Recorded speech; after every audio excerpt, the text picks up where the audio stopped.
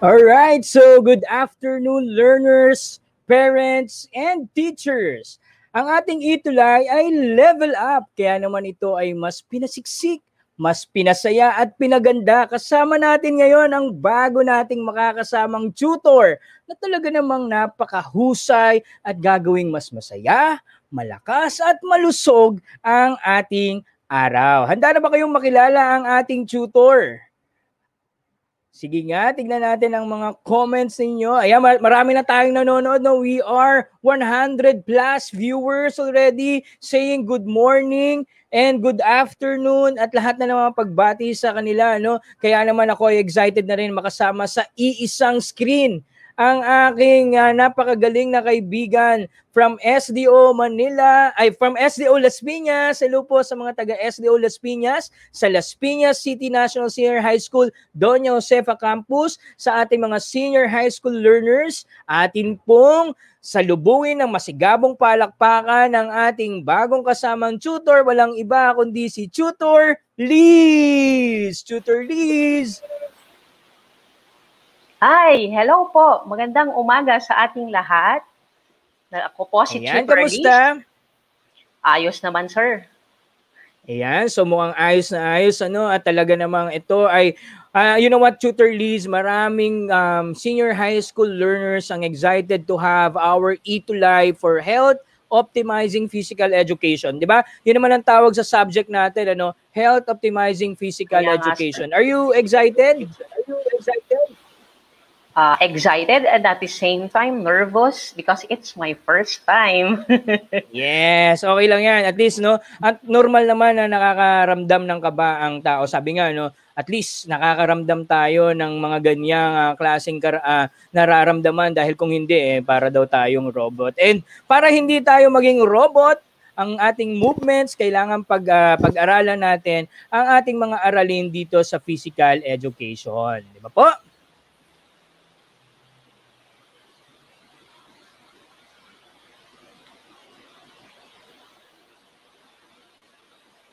Ayan, Tutor Liz. Ano ba ang meron sa atin ngayong araw? Okay. So, ngayong araw, tutulungan namin kayo na matalakay ang tungkol sa physical fitness components. There are two parameters. Bibigyan ko lang kayo ng pahapyaw. Ito ay skill-related fitness at ang health-related fitness components. Yes, importante yan, Importanteng malaman natin yan, yung health-related at skill-related components. At alam mo, dahil senior high school na ang karamihan sa mga nakatutok sa atin, simula elementary hanggang kanilang junior high school ay talagang pinag-aaralan na ito ng ating mga learners at ngayon ay nakatutok din ang kanilang mga magulang dahil nga, Tutor Liz, alam ko mag-a-agree ka dito na ang physical fitness ay walang edad at walang kasariang pinipili. Ito ay para sa lahat, di ba? Very true, sir. Tama po yun. Ito ay hindi namimili ng edad, ng kasarian, at ng katayuan sa buhay.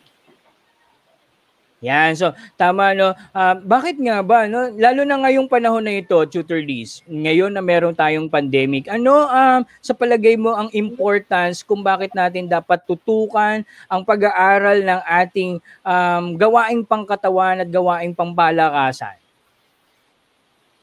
Sa totoo lang, Tutor Ariel, ako ay natutuwa sa hakbang na ginawa ng Department of Education para magkaroon ng alternative learning modality para sa mga estudyante nating nasa loob lang ng kanilang bahay at maituloy pa rin ang pag-aaral. At katulad nga nito ng E2Live at ng DepEd TV, natutulungan natin sila na kahit nasa comfort sila ng kanilang bahay ay natututo pa rin sila. Hindi humihinto yung pag-acquire nila ng knowledge dahil nga sabi natin, ang pandemyang ito ay hindi niya kayang pigilan ang karunungan na pwedeng makuha ng ating mga mag-aaral. Precisely, at lalo na ngayon, itong atin sa physical education, sa MAPE, na kailangan talaga na kumikilos, lalo na ngayon, tayo ay nasa bahay lamang. Yung iba akala, dahil nasa bahay lang, wala na tayong physical activities na pwedeng gawin. Hindi totoo yun, di ba, Tutor Liz? Mas marami pa nga tayong oras na kailangan at pwedeng magamit, no, kapag tayo ay nasa bahay lamang. Totoo ka dyan, Tutor Ariel. Kasi mas marami silang oras na walang ginagawa. So, why not engage in physical activity? Yes, totoo yan. Kasi nga alam naman natin na ang physical activities, ang ating mga, tayo ay kinreate para gumalaw. Ang katawan ay kinreate para kumilos at gumalaw. Kaya naman napaka-importante na pag-aralan ang ating mga movements, ang ating physical fitness na sinasabi nga natin. So ngayon ay tutukan natin, no, si Tutor Liz as she discusses yung ating lesson for today. So maraming salamat. I-shoutout muna natin ang lahat ng ating mga tagapanood. Tutor Liz, may nakikita ka ba na mga gusto nating batiin dyan? Baka ikaw meron ka munang gustong batiin, mga taga-subaybay mo. Alam ko, senior high school teacher ka, kaya naman ang iyong mga estudyante ay alam kong nakatutok din sa inyo ngayon. Opo, Tutor Ariel, shoutout ko lang yung aking butihing principal na napaka-supportive, si Dr. Alejandro G. Esperanza, at ang aking assistant school principal, si Ma'am Ellen Honrales. Maraming salamat po sa suporta. So, meron ako nakikita dito sa ating comment section, sir. Sige, okay, meron dito. Watching, good morning from Justo Lucban Elementary School. Nakalayo na po tayo from Luzon, Visayas, Mindanao. I believe, sir, ang ating mga mga viewers. So ito ay si Jess Gian Taborda. From Justin P. Roque. Maraming magandang umaga po. Meron din tayo, Tutor Liz, from Zamboanga City. Yan, si Lynn Apolinario Nulo from Don Jem, Zamboanga City. Diba? So, talagang malayo ang nararating natin. Kaya naman, alam ko na excited na silang matuto sa araw na ito. So, magbanat-banat na tayo ng ating mga katawan habang nakaupo o nakatayo at sabay-sabay tayong makinig, matuto, kay Tutor Liz. Tutor Liz, good luck at enjoy lang sa ating pagdidiscuss. Alam ko maraming nakikinig sa atin. Opo. Thank you, Tutor Ariel. Muli po, ako si Tutor Liz. Sa kabila ng pandemya, pag-aaral ay mahalaga. Sa kalusugan, dapat maigting ang pangangalaga natin, ituloy ang edukalidad, itulay ang kabataan sa magandang kinabukasan. Muli po, bilang tutor sa araw nito, kayo po ay tutulungan ko para maintindihan ang module number 1 or lesson number 1 ng Health Optimizing Physical Education 1. Ang lesson 1 po natin ay pinamagatang Exercise, Eat, and Excel. So ano nga po ba ang pwede nating matalakay sa aralin na ito? At ito nga pala, ang module na ito ay nanggaling po sa ating DepEd Central Office. So sila po yung source ng ating mga module na ginagamit sa ating itulay sessions. So at the end of the lesson, these are our objectives. Number 1, demonstrate understanding of fitness and exercise in optimizing one's health as habit, as requisite for physical activity, performance, and as a career opportunity. So dito, paliliwanag natin at bibigyan natin ng kahulugan kung ano nga bang ibig sabihin ng fitness at exercise. Pangalawa, lead fitness events with proficiency and confidence, resulting in independent pursuit in influencing others positively. So hindi lang para sa atin, pwede rin tayong maka-impluwensya sa ibang tao. Maaring ito ay ating pamilya rin, ang ating kaibigan, o ating mga kasama sa hanap buhay, o ang ating mga nakakasalamuha araw-araw. So ito po ang ating magiging springboard para maintindihan ang lesson na ito. Now, before we formally start our discussion for today, let's have an exercise. Okay, ano po ba itong exercise na ito? Ito po ay trek. So let us begin our trek to physical fitness. As you walk along the trek, leave a print on every step. The right steps indicate the skill-related fitness, while the left steps indicate the health-related fitness. Some prints are already provided to help your journey. Ito po yun. Okay, siguro natatandaan nyo pa kung ano tong mga to, no? Ulitin ko, ang nasa kanang bahagi po ay ang skill-related fitness components. Ang nasa kaliwa naman ay ang mga nasa health-related fitness components. Sige nga, tinan nga natin kung natatandaan nyo pa ang tungkol sa physical fitness. Pakisulat at paki-type in sa ating comment box. Pakilagay muna sa left. Left muna tayo. Ano sa tingin nyo ang mga pwede nating daanan sa trek papuntang physical fitness aside from flexibility and body composition? Okay po? So, tingnan nga natin kung sino na mga sumagot.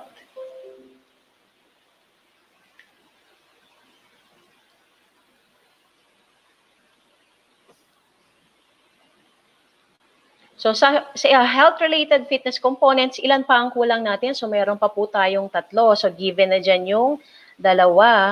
So hindi, ano pa po sa tingin natin ang kulang? Yes po, pwede pong sumagot.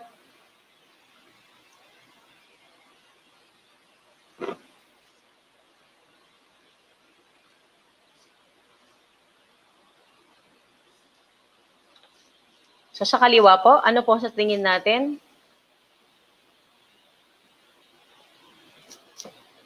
So ang nasa health-related fitness ay flexibility. So alam natin pag flexibility, ito ay isang katangian ng mga gymnast.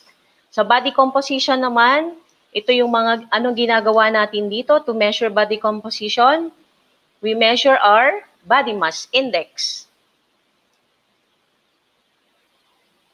Okay, may mga sumagot na po dito sa ating chat, sa ating comment box.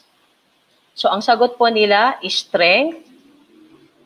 From Eden Tiffany Katindig, strength. Okay, correct. Elona Petancio, ang kanyang sagot naman ay endurance. Very good job. At ang panghuli ay ang from Julius Garabiles, muscular fitness. Very good. Ang gagaling ng mga estudyante ko sa araw na ito. Ngayon, dumako tayo sa kanang bahagi. So sa right side naman ay ang skill-related fitness components. So given there are speed and balance. So ano pa sa tingin natin yung 4 na hindi natin nabanggit para makadako tayo sa physical fitness matapos natin ang trek na to? Okay? So nakita ko may tamang sagot. From Kyra Regalado, ang kanyang sagot ay power. Correct. Kay Lorraine Llamas, balance. Correct din. Ang gagaling ng mga estudyante ko. From Sofia Catherine Pangilinan, she answered agility. That's right. And ang last po natin, from Julius Garabiles, reaction time. Ay nako, ang gagaling ng mga estudyante ko, wala akong masabi. Thank you for your answers.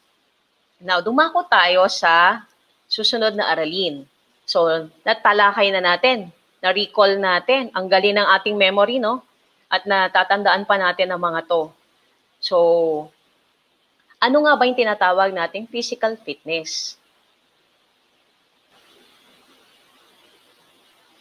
Next slide, please.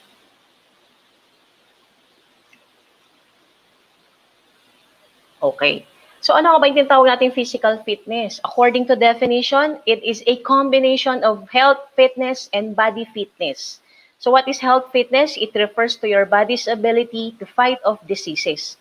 While body fitness, on the other hand, refers to the ability to do strenuous physical or sports activities without getting tired easily.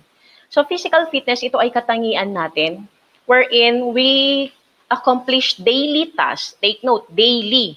Pang-araw-araw, daily tasks efficiently and effectively and with reserved energy pa to do other activities. So hindi napapagod at meron pang natitirang energy to do other activities. That is physical fitness. Now, physical fitness is divided into 2 parameters. So yung kanina binanggit natin, one parameter is health-related fitness component And then the other parameter is skill-related fitness component. Ano-ano nga ba ang mga ito? Bigyan natin kahulugan. Okay, pag sinabi nating health-related fitness components, this is primarily associated with disease prevention and functional health. Participating in regular health fitness helps you control your weight, prevents diseases and illness, improves mood, boosts energy, and promotes better sleep. Nakita nyo yan, ang daming benefits ng health-related fitness. Kumpleto, Ricardo, na to. So in participating different activities which enhance a health-related fitness, ano-ano yung mga nagagawa? It helps you control your weight. Okay? Na-maintain natin ang normal composition ng ating katawan, normal classification, hindi tayo nagiging underweight, hindi tayo overweight, or worst, obese. It also prevents diseases. So napakahalaga nito, lalo na sa panahon natin ngayon, sa panahon ng pandemya. Ang puhunan natin ay ang pagkakaroon ng malusog na pangangatawan. Dahil nga sabi nila, hindi natin nakikita ang ating kalaban. Okay? At ito rin ay nag-i-improve ng mood. Sang-ayon ba kayo dito? Bigyan nyo nga ako ng thumbs up kung sang-ayon kayo na ang health-related fitness components daw ay nakakapag-improve ng mood. Kapag tayo ay nag-exercise, nagiging masayahin daw tayo, masigla. Pwede nyo ba akong bigyan ng thumbs up kung sang-ayon kayo sa sinabi ko?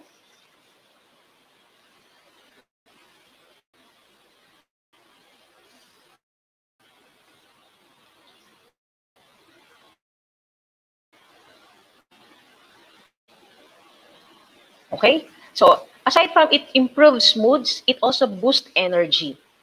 Okay po? And it promotes better sleep. So, napakahalaga ng health-related fitness component sa atin kasi nabibigyan niya tayo ng isang malusog, healthy, and fit body.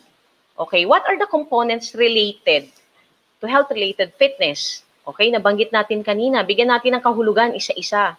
Okay, salamat po sa mga nagbigay ng thumbs up sa akin. Okay, patuloy po ang pakikinig. Okay, health-related fitness components, these are number 1, body composition.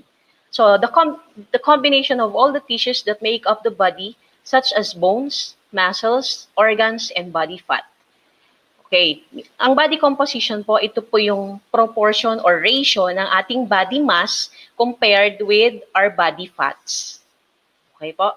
So, ang body composition, nakikita natin siya if we will to compute our body mass index. Okay, alam siguro, natatandaan nyo pa kung ano yung mga different classifications under body mass index. So, if your body mass index falls under 18.5 below, so you are classified as underweight. If your body mass index falls on 18.6 to 24.5, you belong to the normal classification. And then if you reach BMI to 30, that is overweight, and 30 beyond or 30 or more and up, that is obese. And nasa risk na po tayo when we are obese. Okay, number 2. So cardiovascular endurance. So what is cardiovascular endurance? The ability of the heart, lungs, blood vessels, and blood to work efficiently and to supply the body with oxygen. So alam po natin na ang main organ ng ating katawan is the heart. So kailangan natin siyang alagaan. So from these exercises, binibigyan natin siya ng time na mas tumibay pa. Okay? At mas mag-function well. Kasi pag nakakapag-exercise tayo, mas gumaganda yung daloy ng dugo sa katawan natin at nabibigyan tayo ng mas magandang pakiramdam. At in that way din, naalagaan natin ang ating puso. Okay, next. So we have body composition, cardiovascular endurance, and then the third component under health-related fitness is flexibility. Okay. So flexibility, this is the ability to use joints fully through a wide range of motion. So alam natin na ang pinaka-flexible sa mga alam nating tao ay ito yung mga gymnast natin. Because they can stretch in a normal or in a wide range of motion. So, kayang-kaya nilang tupiin yung katawan nila, stretch yung katawan nila, kasi flexible sila. So, next, we have muscular endurance. It is the ability to use muscles for a long period of time without tiring. So, this is the ability of a person to use his muscles in a long period of time na hindi sumasakit, walang strain, hindi napapagod kaagad. Okay? Then, muscular strength. The ability of the muscles to lift a heavy weight or exert a lot of force one time. So, naintindihan po ba natin kung ano ang nasa health-related fitness components? Bigyan nga ako ng smiley dyan. Kung naintindihan, kindly type in your smiley sa comment box natin. So, ang dami nating mga viewers na elementary. I have grade 3, grade 6.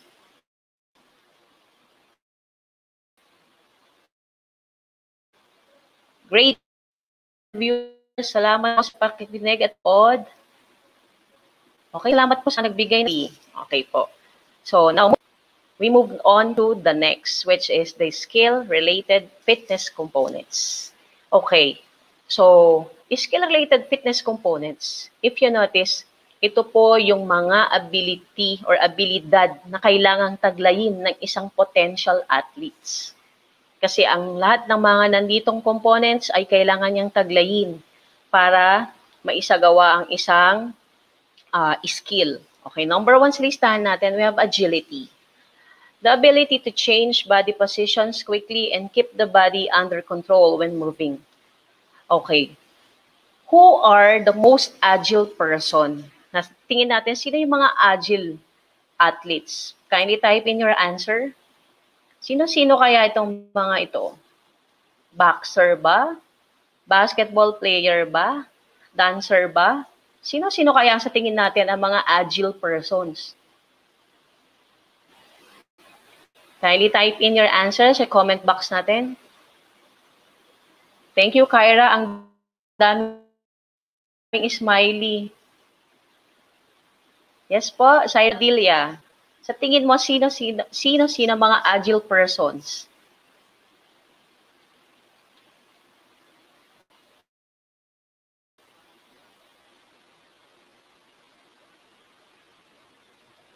Okay, so lahat ng mga binanggit ko, like basketball players, especially ang kanilang point guard. Ang point guard sa basketball, sila yung mga most agile. Bakit?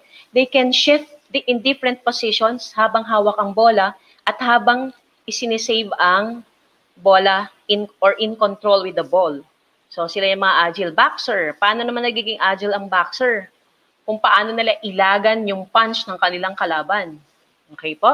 Now, we have balance. So balance is the ability to keep the body in a steady position while standing and moving.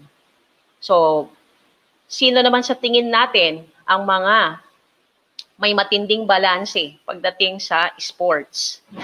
Okay, may nakita akong sagot. Gianna Hernandez, dancer. Okay po, tama. Ano pa? Sino pa?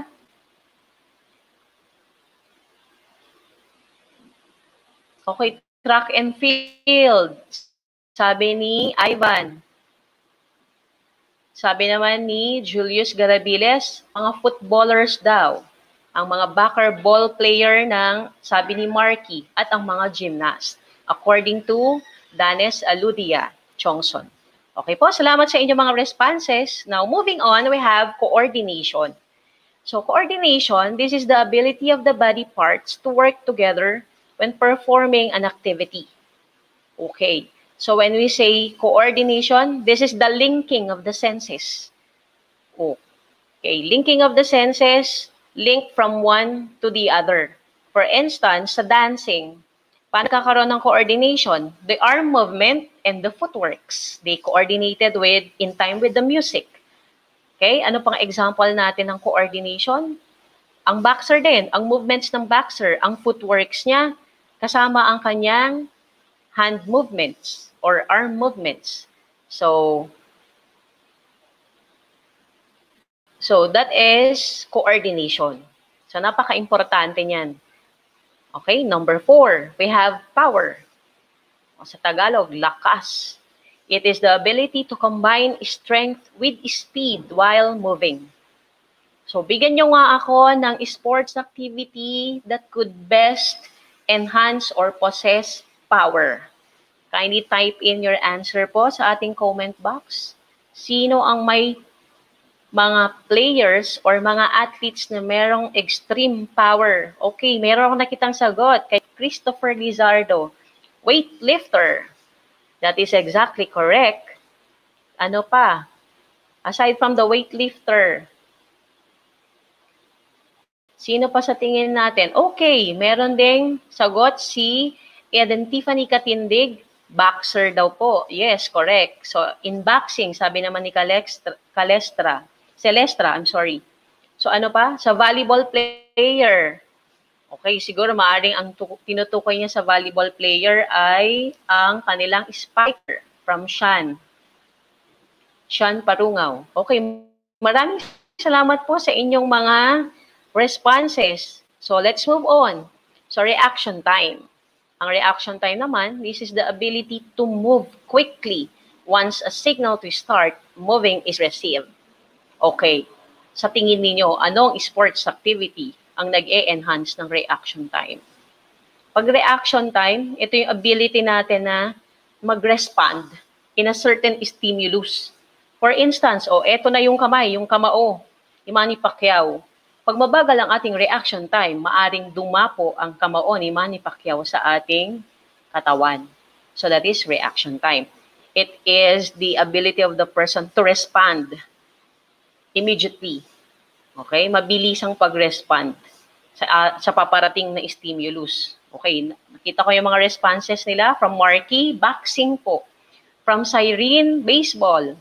From Eden Tiffany, table tennis. Yes, mabilis ang table tennis.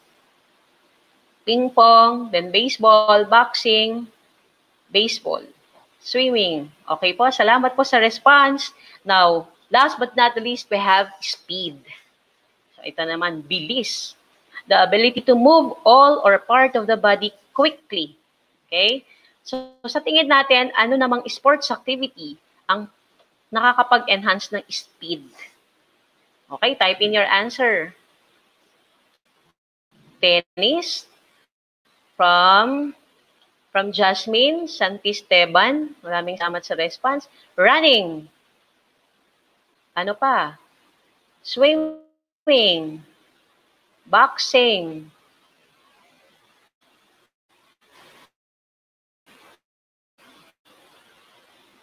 Okay, volleyball. Meron tayo, badminton. Okay, salamat po. Basketball. And then from Rich, running. Okay, let's move on.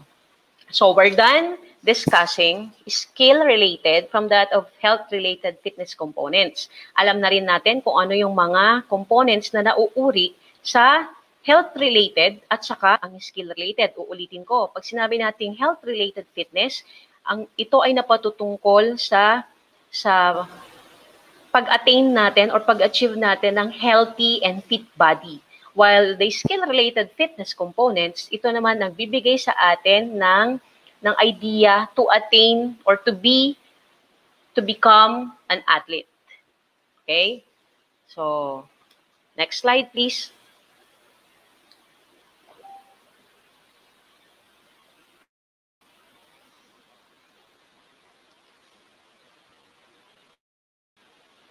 So, based on this definition, this is the ability to do well in everyday in activities and sports. O, ayan, nasabi ko na kanina.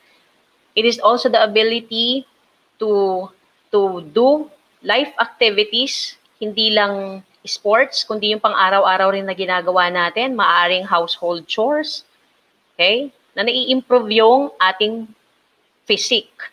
Okay po? So, malinaw sa atin yan. Next.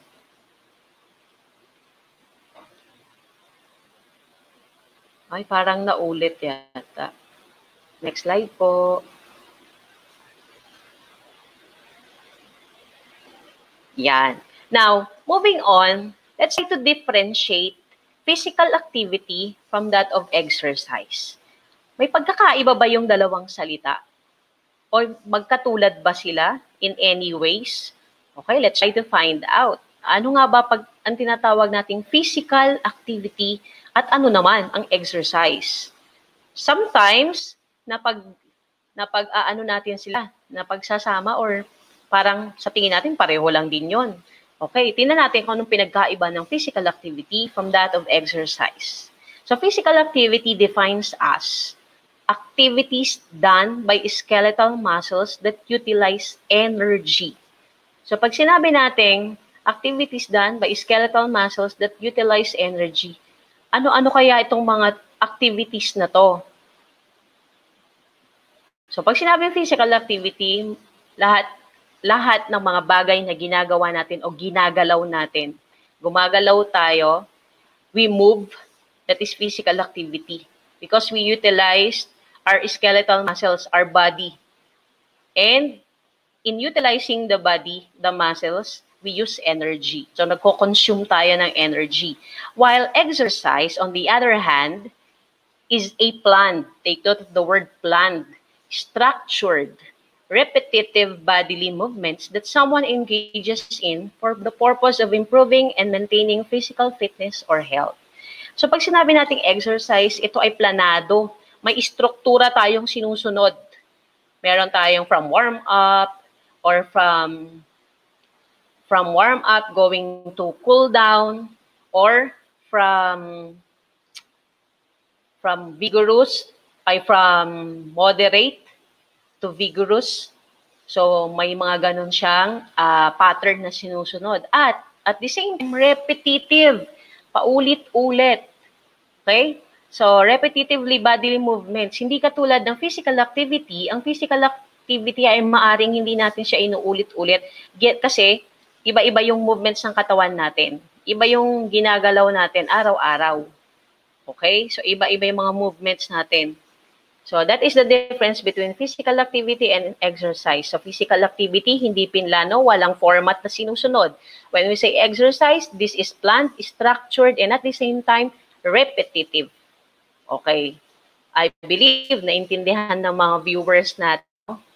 So, okay, may nagsabi dito from Mark Elohorde, Zumba po. Yes, that is an example of exercise.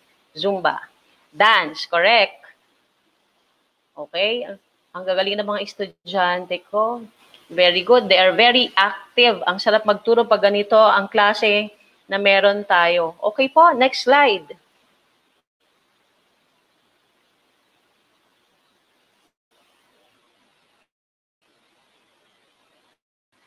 So ayan, maaaring naiintindihan na natin, no? Ang una natin mga natalakay ay health-related, skill-related, now physical activity and exercise. Now, let's move on with the 4 domains of physical activity. Yan, para mas maunawaan natin ng mas mabuti, ano-ano ba yung mga domains na sinasabi ni ma'am na physical activity? Okay, maaring ito ay number 1, occupational. Pag sinabi natin occupational, these are activities you do at your workplace, sa trabaho or sa workplace natin. So, example nito ay lifting computers. So, books, going your friend's desk, or preparing lunch at the pantry. So, pag sinabing occupational, physical activity, it has something to do with your daily routines at work. Ito yung mga ginagawa nyo usually sa pang-araw-araw na senaryo sa trabaho. Okay? Kaya siya tinawag na occupational. So, sa katulad naming mga guro, ayan, nabanggit, lifting computers or laptops, nagbubuhat ng mga modules, nagko-collate ng mga worksheets. Those are occupational physical activity. Now, moving on, we have domestic. What is domestic? So, these are activities you do at home. Washing clothes and dishes, gardening, carpentry, baking, or cleaning the house. Now, ito naman po yung tinatawag nating household chores. So, ito yung mga pang-araw-araw na ginagawa natin sa bahay natin. Ito yung karaniwang inuutos na ni nanay na gawin araw-araw. So, ang domestic, nagiging routinary naman siya. Okay? Maaring repetitive din, kapareho ni exercise, pero hindi siya planned. Hindi naman yung usually, yun at yun na lang. Minsan, binabago natin yung sequence o yung arrangement ng activities na ginagawa natin. Okay. So, moving on, aside from occupational and domestic, we have also number 3, under the domains of physical activity, we have transportation. So, these are activities that involve traveling. So, example of this is riding a jeepney, bicycle, a motorcycle, or bikes. So, ito naman ay laging ginagawa ng mga taong na kailangang maglakbay, kailangang bumiyahe papunta sa kanilang mga paroroonan. Halimbawa na lang dyan ay yung mga nagtatrabaho. So, usually they commute. Sumasakay sila ng iba't ibang mga transportation means. So, sila yung gumagawa ng physical activity under transportation. And last but not the least, we have leisure time. So, these are activities you do during recreational activities. Example of these are playing, swimming, hiking, making. So, this time of pandemic, napakadami na pwede natin sanang magawa and leisure time, pero nagiging balam sa atin or nagiging balakid sa atin ang safety naman natin. So, kung mapapansin natin, sarado pa yung mga recreational parks ngayon dahil na rin pinoprotektahan tayo ng ating gobyerno para makaiwas sa COVID-19. Okay po? So, we're done the domains of physical activity. Naintindihan ba yung pagkakaiba ng iba't ibang mga domains? Alin sa mga yan ang lagi nyong ginagawa araw-araw? Bigyan nyo nga ako ng sagot sa ating comment box. Kayo ba ay laging gumagawa ng leisure time, ng transportation, ano pa yung dalawa natin, ng domestic or ng occupational? Gusto ko makita ang inyong mga kasagutan sa ating comment box. Opo, sabi ni Buba. Alin po dyan ang lagi mong ginagawa? Alin sa mga domains ng physical activity? Opo, sabi ni Isla. At home. Sabi ni Christopher. Okay, si Mary Joy. Ang sagot ni Mary Joy, domestic po. Sabi rin ni Eden Tiffany, domestic. Okay. Kasi nga, tayo ay nasa bahay. So usually, ginagampanan natin yung mga gawaing bahay. So nakakatulong din tayo sa ating mga magulang. At the same time, nagkakaroon tayo ng pagkakataon na i-exercise yung katawan natin. Kasi we move. Okay? So yan naman yung sabi nga ni Tutor Ariel kanina, our body is designed to move. Why not gamitin natin? Okay? So those are the 4 domains of physical activity. How about exercise? Ano naman ang mga classification na exercises? Okay? So malalaman natin yan. So sabi nga natin kanina, ang exercise ay planned, structured, repetitive bodily movements. So ano-ano mga forms nito? Number 1, we have aerobic activities.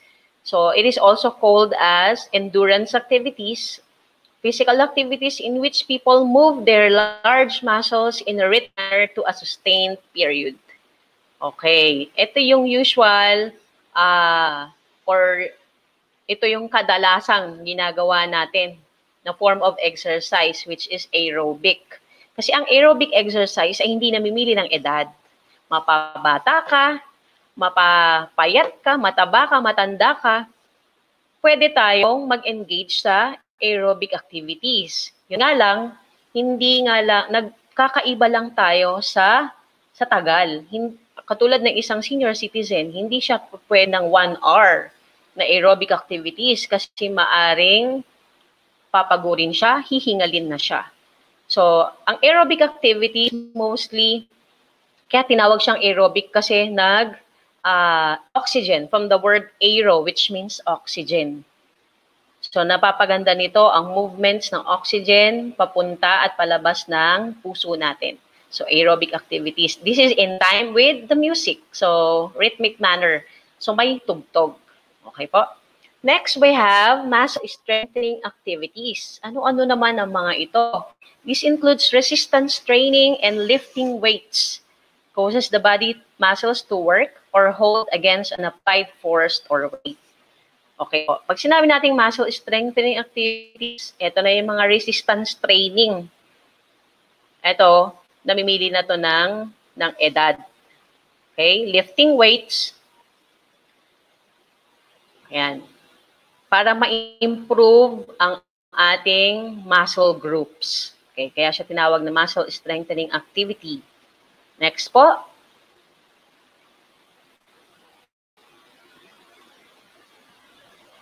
Okay, another form of exercise is bone strengthening activity. So this kind of activity is sometimes called weight bearing or weight loading activity. It produces a force on the bones that promotes bone growth and strength.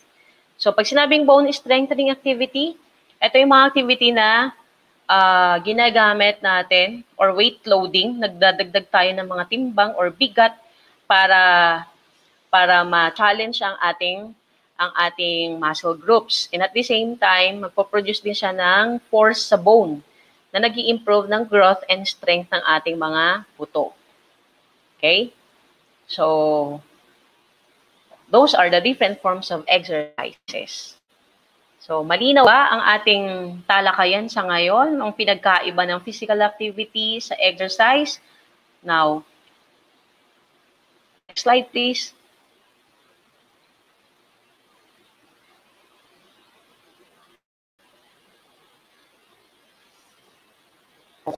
Okay.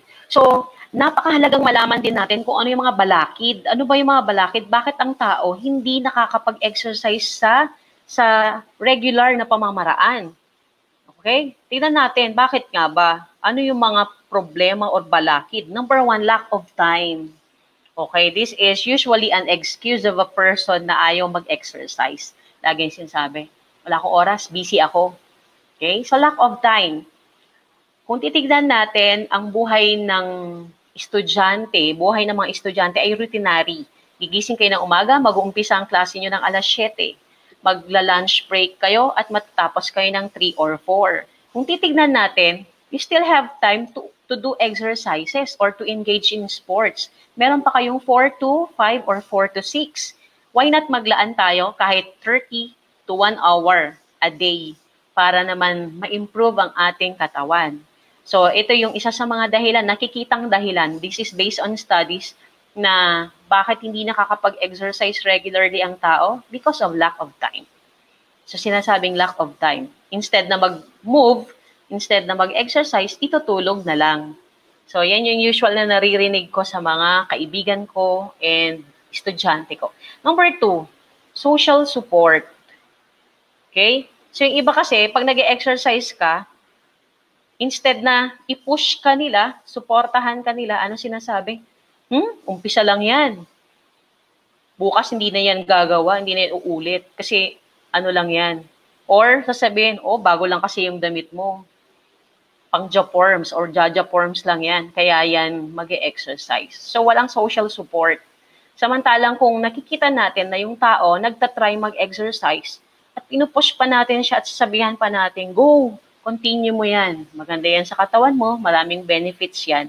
Mas maganda. Okay po? Next, number 3, lack of energy.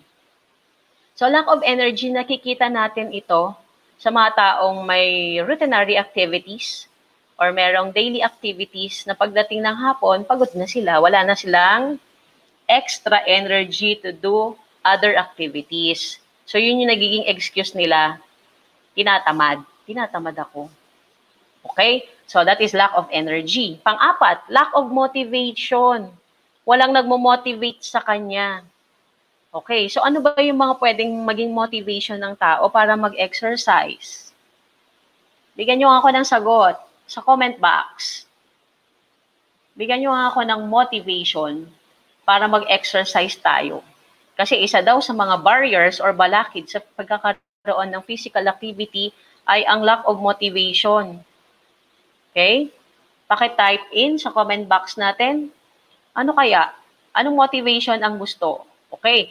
Yung iba, bakit sila nag-exercise? Kasi meron silang mga taong nilulook up. Maaring idol nila si Pia Alonzo Wurtzbach. Di ba? Ang ganda ng katawan noon.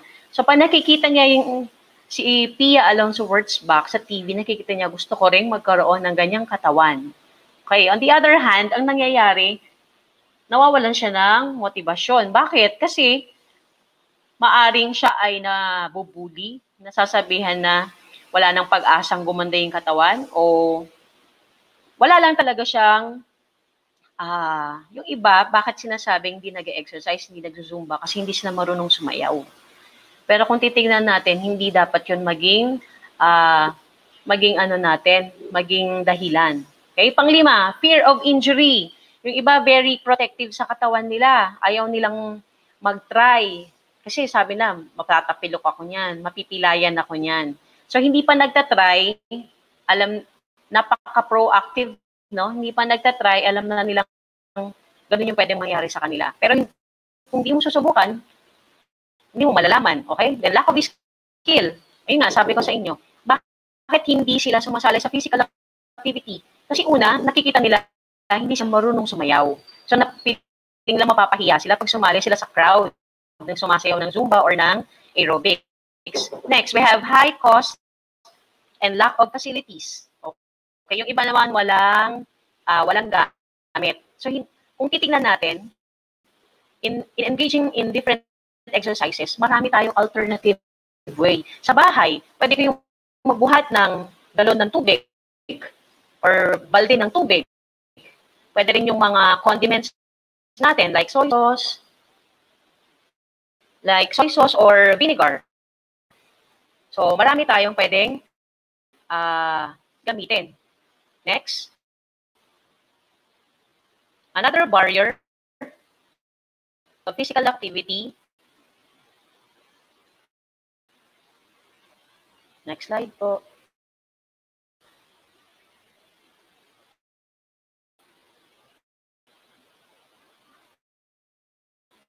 Tutorial.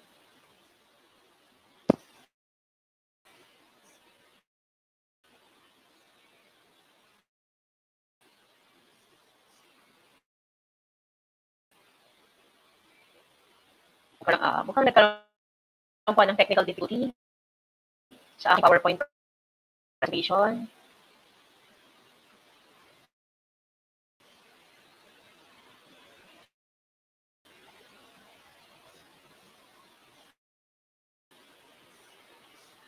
Okay, magpasa muna tayo sa ating comment box. Ang sabi dito, one of the barrier, okay, nahihiya. Okay, ang sabi naman ni Ivan, mag-exercise tayo to stay fit and healthy. So, okay. Sabi naman ni Gianna, yes po, naglalag po. Pasensya na po, ganyan po talaga pag live. Cyrene Padilla, ma'am, naglalag po kayo.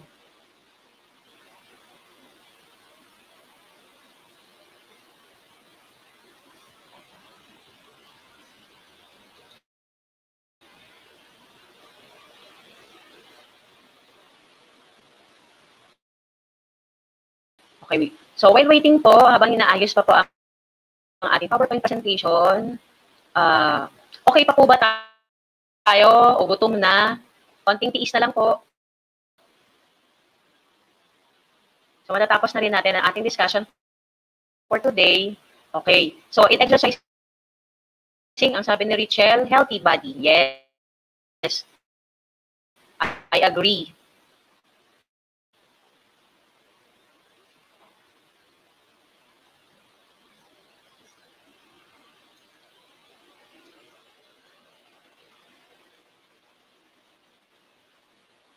Okay, so let's continue. Ayan po, basta pag live, ganyan po ang nangyayari. So tuloy po natin. Number 7, high cost and lack of facilities. Yun nga, nagiging sagabal yun. Pero kung titignan po natin, maraming alternative na pwedeng gawin. So yung mga nabanggit ko, pwede po yun. And number 8, we have weather conditions. Ang weather conditions po ay nakaka-apekto sa atin sa sa pag-participate in physical activity. Why? Kasi pag summer, usually sobrang init. So nagpapawis na tayo kahit nakaupo. So yung iba, ayaw nang mag-engage in physical activity kasi kahit nakaupo lang daw, nagpapawis na. So the weather conditions, binibigyan tayo ito ng dahilan para mas hindi mag-engage. On the other hand, kapag tag-ulan naman, mas masarap mag-cuddle. Okay? Mas masarap nakahiga. So yung iba, ayaw na mag-exercise. At mas masarap kumain pag tag-ulan. Okay, si Cyrene Padilla sabi gutom na po. Okay, pwede pong kumain habang nanonood.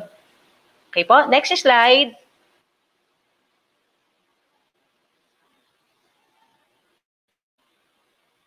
So, now, hindi lang exercises ang pwede nating matutunan sa araw na ito. Sabi ko kanina, we can also discuss about eating habits. So what is eating habits? It refers to why and how people eat, which foods they eat, and with whom they eat, as well as the way people obtain, store, use, and discard. Diba? Kanina ni Tutor Ariel, or what you eat.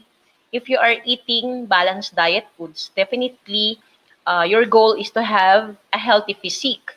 Pag ikaw naman ay nag-engage or kumakain madalas ng mga junk foods, more sugar, definitely mas prone tayo sa diabetes or high cholesterol.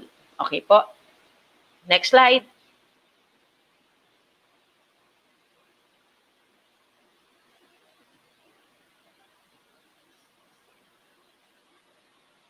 Okay. Ito yung mga pwede nating tandaan on how to improve eating habits. Number 1, reflect. Reflect on all your specific eating habits, both bad and good, and your common triggers for unhealthy eating. Okay, once kumakain tayo, usually we reflect. Yun nga lang, the sad part there is nagre-reflect tayo on the latter part. Tapos na tayong kumain. So naisip mo, ay, ang dami ko nakain sugar today. Okay. So best reflection is, nalaman mong marami kang kinaing sugar, mag-exercise ka to burn those sugars. Okay? Next, we have replace. So replace your healthy eating habits with healthier ones. Kung dati, ang laman ng ref ay chocolates, sodas, and mga more on MSG snacks, palitan natin ngayon ng mga more on healthy foods. So, dapat i-store na tayo ng mga fruits, fresh fruits, vegetables, milk. Okay, yan po. Then, reinforce. Reinforce your new, healthier eating habits. Once you are in a balanced diet mode, kailangan na po natin yang i-maintain, i-continue. Huwag na tayong bumalik sa dati or dun sa lumang nakagawian. Kasi, ganun po, babalik pa rin tayo sa dating habit, bad habit. Okay? When we reinforce, we have to maintain. We have to more improve the ways. Okay po. Moving on, we have next slide po.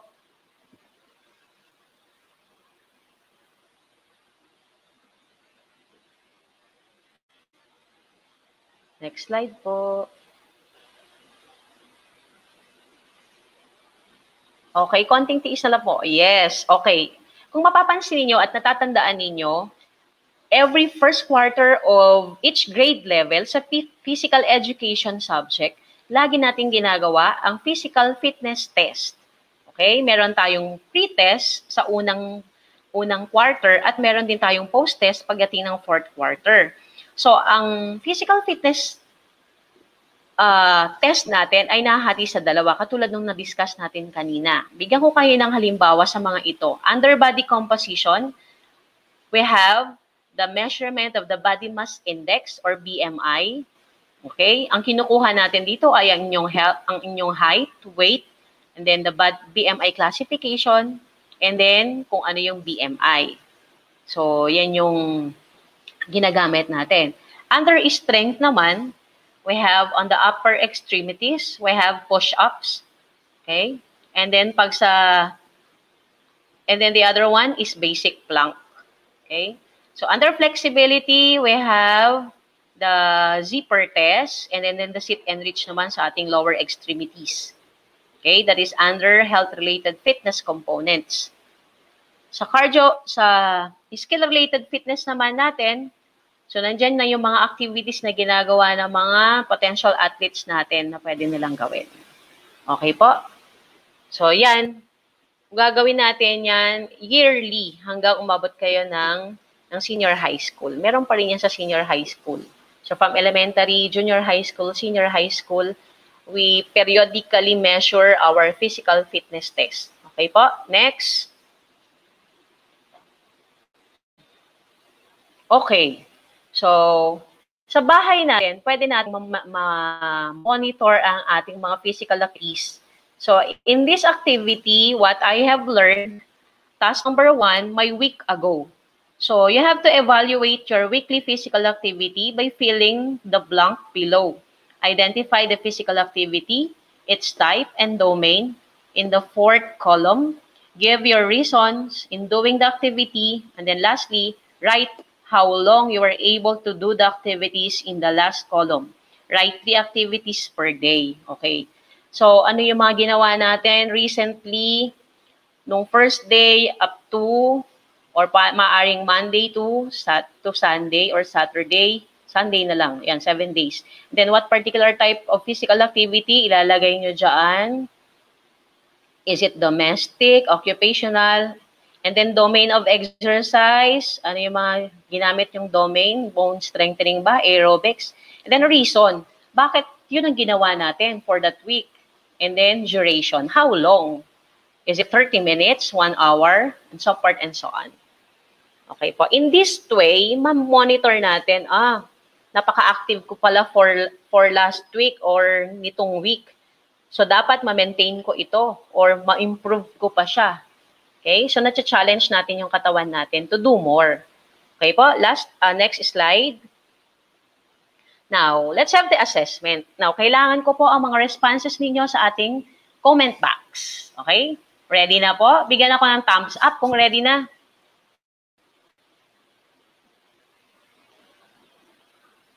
Okay po? Okay. Let's start with question number 1. Tingnan natin kung may naintindihan tayo sa lesson. Number 1, the following are components of health-related fitness except. Is it letter A, body composition? Letter B, coordination? Letter C, flexibility? So, alin dyan sa tingin natin ang hindi nabibilang sa health-related fitness component? Is it A, body composition? Letter B, coordination, and letter C, flexibility. Kindly type in your answer sa comment box. Okay, I can answer letter B. Sean answers C. Tiffany answered letter B. So the correct answer is, okay, coordination. So coordination is not a health-related fitness component. It belongs to the skill-related fitness component. Okay, number 2.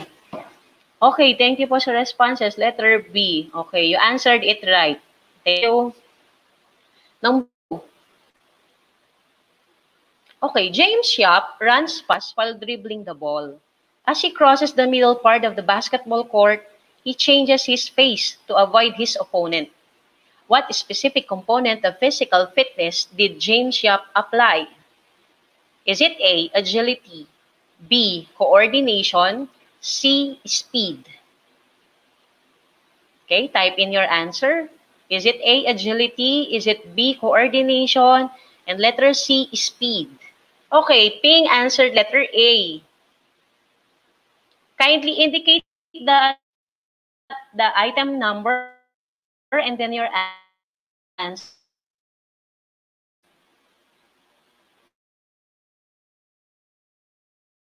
Letter C. I can answer letter C. So the correct is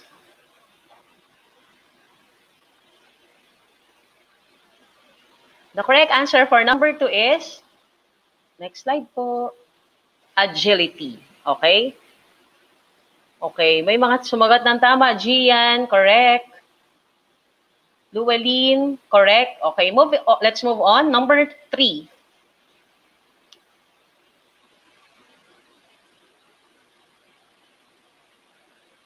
Washing dishes, cleaning the house, and watering the plants are examples of what domain in physical activities? Is it A, domestic? Letter B, leisure activity. Letter C, occupational. Okay.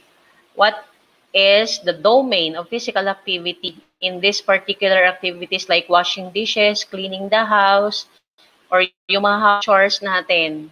Kindly type in your answer. Angel answered letter C. Rihanna, letter C. Eden answered letter A. A. Okay. Maraming sumagot ng letter A. The correct answer is letter A. Domestic. Next. Number 4. Number 4. Ready for number 4? This kind of activity, which includes resistance training and lifting weights, causes the body's muscles to work or hold against applied force or weight. This is an example of domain of exercise. Is it letter A, aerobic? Letter B, bone strengthening. Letter C, muscle strengthening. Okay, type in your answer. Jasper answered letter A. Roman answered letter A. Alia answered letter A. Eden Tiffany answered letter C. Joy. Letter A. Okay.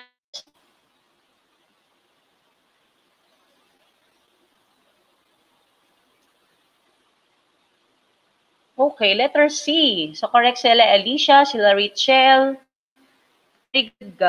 Very good job, guys. Number 5. Last item, we have number 5.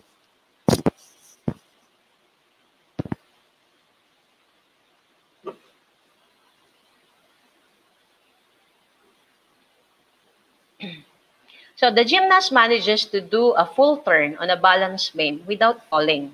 What specific component of physical fitness did the gymnast apply? Letter A, balance. B, coordination. And letter C, flexibility. Again, letter A, balance. Letter B, coordination. Letter C, flexibility. Ayun, may nakita na akong tamang sagot. Answered letter C.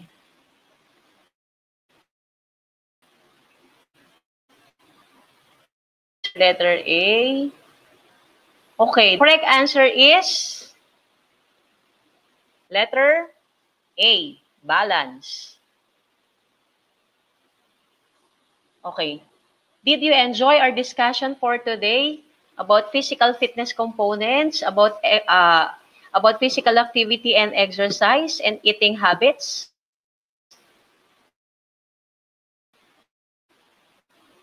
Bigyan nyo ako ng thumbs up kung nag-enjoy. Nag-enjoy sa panonood at pakikinig. Yes, ma'am. Thank you, Aiken. Yes po, from Troy. Danis, yes po. Maraming salamat po for sparing your precious time watching and listening to our Itulay online tutorial. Tawagin ko ulit ang aking partner, Sir Tutor Ariel.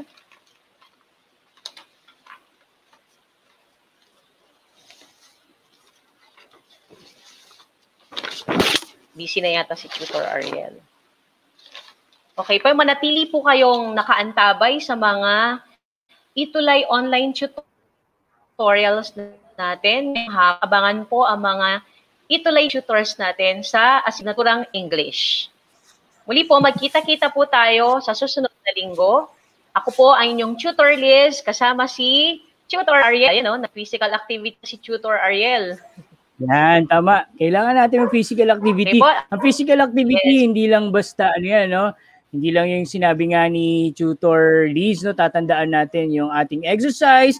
Ito yung mas structured. Pero yung mga gawaing bahay, kagaya ng ginagawa ko, yung pagbubunot, yan.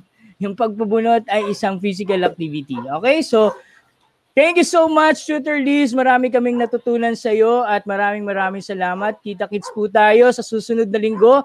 At syempre, lunchtime na, Tutor Liz. Tatandaan natin yung tinuro ni Tutor Liz na diet, yung pagkain lang ng tama ang ating aalalahanin, alright?